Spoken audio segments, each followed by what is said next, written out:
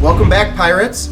I am Mr. Siegel. I'm Mrs. Ingersoll. Hi, I'm Mr. Gull. I'm Mrs. Chandelia. And we wanted to welcome all of you back to a brand new school year. To help get everybody excited for the first day of school, which is coming up very, very soon, we wanted to share one of our favorite back-to-school books with you. Tonight we're going to read School's First Day of School. It's written by Adam Rex and the pictures are by Christian Robinson. That summer, they dug up the big field and poured the foundation and set brick on top of brick until they built a school. A sign above the door read Frederick Douglass Elementary. That's a good name for me, thought the school. Most days, a man named Janitor came to mop the school and buff his floors and wash his windows. "This is nice," the school said to Janitor. "Just the two of us." "Won't be just us for long," said Janitor. "Soon the teachers will come, and then you'll be filled with children." The school creaked. Children? All kinds of children. They'll come to play games and to learn. "Oh," said the school, "will you be here?" "You'll see me after the school day is over," said Janitor.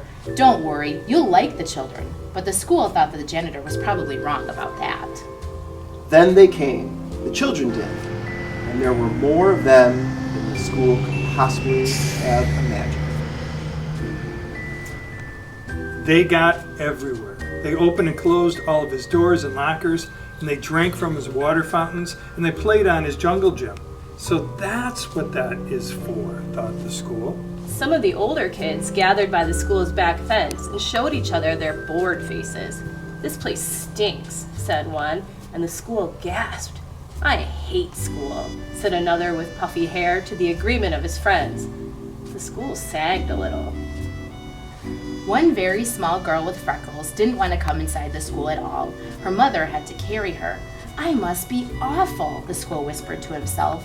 Later, he squirted the puffy-haired kid in the face, then felt bad about it after. He watched the kindergarten kids sit on one of his rugs. The teacher said, "As we go around the circle, please tell us your name." There was an Aiden, and a Max, and a Bella, and another Aiden, and an Emma, and a Caden, and a Chloe. The small girl with freckles was next, but she wouldn't speak. She only stared at her shoes until the teacher moved on. "I don't like school," she whispered into her lap. Well, thought the school, maybe it doesn't like you either. The children were in their chairs, finally.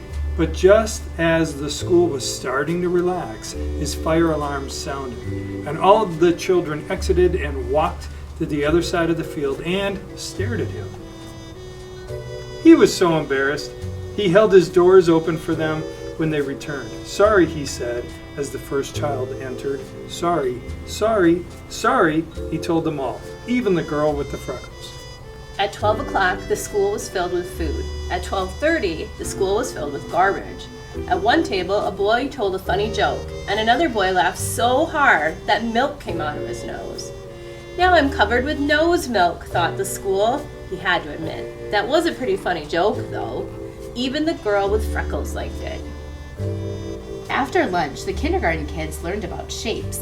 "A rectangle has 4 sides," said the teacher. 1, 2, 3, 4. And a square has 4 sides too. In fact, a square is actually a special kind of rectangle. "Wow," said the school. "I did not know that." Afterward, the children made pictures with glitter and paste. The girl with freckles made a picture of the school. "It looks just like me," thought the school, except glittery. "It's like she's known me all my life." "Do you think I can have your picture?"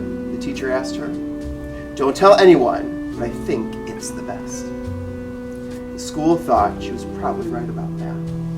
The freckled girl smiled when the teacher stuck her drawing onto the school wall with a push pin. "Ouch," said the school, but he didn't mind. Not really. At 3 o'clock, the parents came to pick up their children. At 3:30, janitor came to pick up the school. "I was full of kids," the school told him, "and I heard a joke, and I accidentally had a fire drill, but everyone was nice about it. And I listened to a classroom, and I learned about shapes." "You had a big day," said Janitor. "Do you think?" the school said. "Do you think you could invite everyone to come back tomorrow? Especially that little freckled girl?"